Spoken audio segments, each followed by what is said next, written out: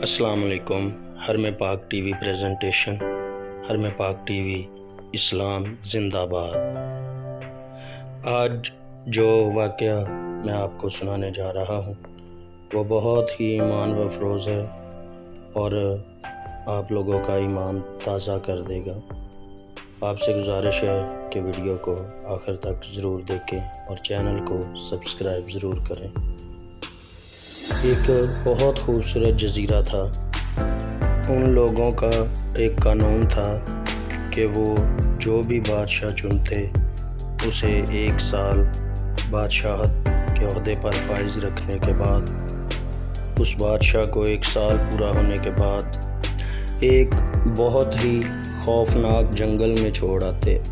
اس جنگل میں خونخوار جانور بسیرا کیے ہوئے تھے، تو وہ لوگ اپنے بادشاہ کو جنگل میں پھینکنے کے بعد جزیرے کے ساحل پر آئے، کیونکہ ان کا یہ دستور تھا کہ وہ ہر سال بادشاہ کو اسی طرح جنگل میں چھوڑ کر واپس اسی جزیرے کے ساحل پر آتے، اور جو بھی پہلا مسافر جزیرے کے ساحل پر اترتا اسے اپنا بادشاہ مقرر کر لیتے۔ اور وہ لوگ اسی انتظار میں کھڑے تھے کہ ایک تاجر اپنی کشتی سے سامان تجارت لے کر اترا، تو ان لوگوں نے اسے کہا کہ جناب، آج سے آپ ہمارے بادشاہ اور ہم آپ کی رعایا۔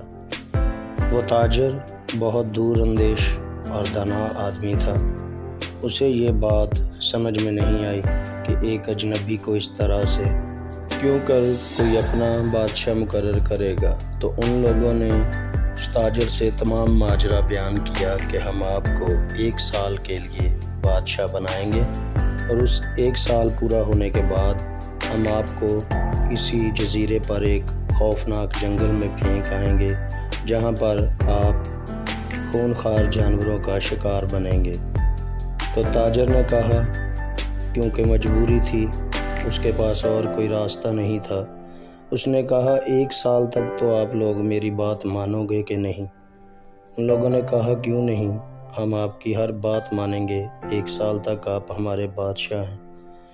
تو تاجر نے بصد مجبوری محل کی طرف ان کے ساتھ جانے کا ارادہ کر لیا، اور وہ محل کی طرف چل پڑے۔ اس تاجر نے بادشاہ کا عہدہ سنبھالتے ہی سب سے پہلا حکم یہ جاری کیا کہ بلدیہ کے تمام ملازمین کو بلایا جائے۔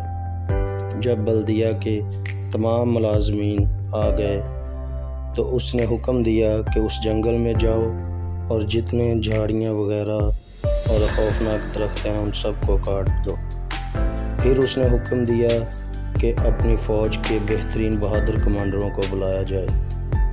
جب کمانڈوز آ گئے تو اس نے حکم دیا کہ اس جنگل میں جاؤ اور جتنے خونخوار اور خطرناک جانور اس جنگل میں ہیں ان سب کو کاٹ ڈالو، مجھے جنگل بالکل صاف چاہیے۔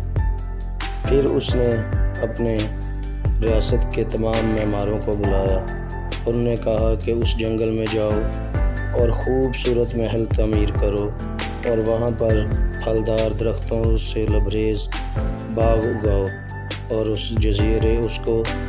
جنگل کو ایک خوبصورت باغ کا روپ دے دو۔ پورا 1 سال اس تاجر نے حکومتی مشینری کو اس جنگل کو ایک خوبصورت علاقے میں تبدیل کرنے میں لگا دیا۔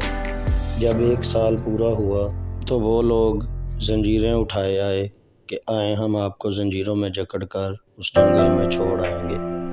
تو تاجر نے کہا کہ زنجیروں میں جکڑنے کی کوئی ضرورت نہیں، میں ہنسی خوشی خود اپنے پاؤں پہ چل کر اس جنگل میں جاؤں گا، کیونکہ اس تاجر کو پتہ تھا کہ اب وہاں پر کوئی خوفناک جنگل نہیں بلکہ پرسکون پرفضا ایک شاندار باغ کی صورت اختیار کر چکا ہے۔ تو ان لوگوں نے تاجر سے کہا کہ حضور، ہمیں آپ جیسے ہی بادشاہ کی ضرورت تھی جو مستقبل کا سوچے نہ کہ آج کا۔ تو دوستو، یہی مثال آج کے مومن اور کافر کی ہے۔ کافر آج کو دیکھتا ہے، اسے اپنے آنے والے کل کا کوئی پتہ نہیں، اس کی کوئی تیاری نہیں، اور جو مومن ہے وہ پہلے روز سے ہی اپنی آخرت کو سنوارنے میں لگا رہتا ہے، تاکہ اسے اپنے اس گھر میں جانے سے ڈر نہ لگے جہاں پر خوفناک سانپ اژدہے